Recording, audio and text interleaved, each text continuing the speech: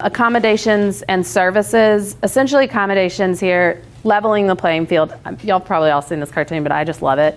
It shows all those animals. It says, for a fair selection, everybody has to take the same exam. Please climb that tree. And it's like, yeah. So accommodations are generally grouped into 4 categories: presentation, response, timing, scheduling, or setting. And to kind of break those down, and you have these on one of your handouts. This is actually provided by the Tennessee State Department. And it's really in relation to accommodations on 10 Ready. But what I like about this handout and how they'll break it down is it gives you an idea of like what they would maybe be trying to access, questions to ask about it, and then the difference between instructional examples and assessment examples. Because there are times where, as you all know, they may be able to have a certain accommodation in the classroom that is not provided on assessments. And so just keeping that in mind, that it doesn't always transfer over. Does that make sense? So this is just looking at presentation accommodations.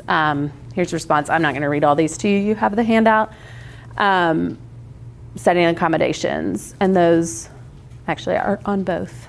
Here we go. Accommodations versus modifications. I know this comes up a lot when we start, especially when our kiddos are like in 2nd, 3rd, 4th grade, and we're looking at, are they on TCAP? Are they going to do alt? We're doing TCAP, but how much are we modifying their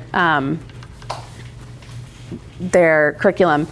So an accommodation is intended to lessen the effects of a student's disability.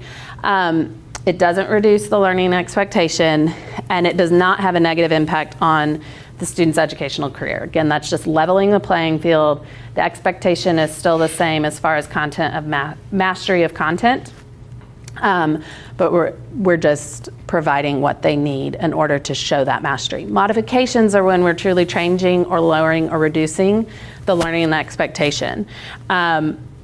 We just need to keep in mind that consistent use of modifications, it essentially increases that gap between the student with a disability and the grade level expectations, and so that can have a negative impact on the student's educational career in the future, meaning they might be on a track to where they would not be able to obtain a regular diploma. So it's something to keep in mind, even at the elementary age. Questions about accommodations, modifications? Okay.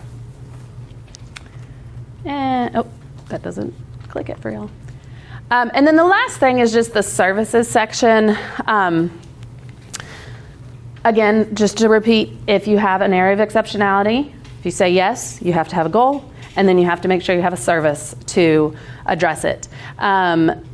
You all should have picked up probably the elementary naming document and the elementary, middle, and then the high school naming document, I think is how it is. That is super handy.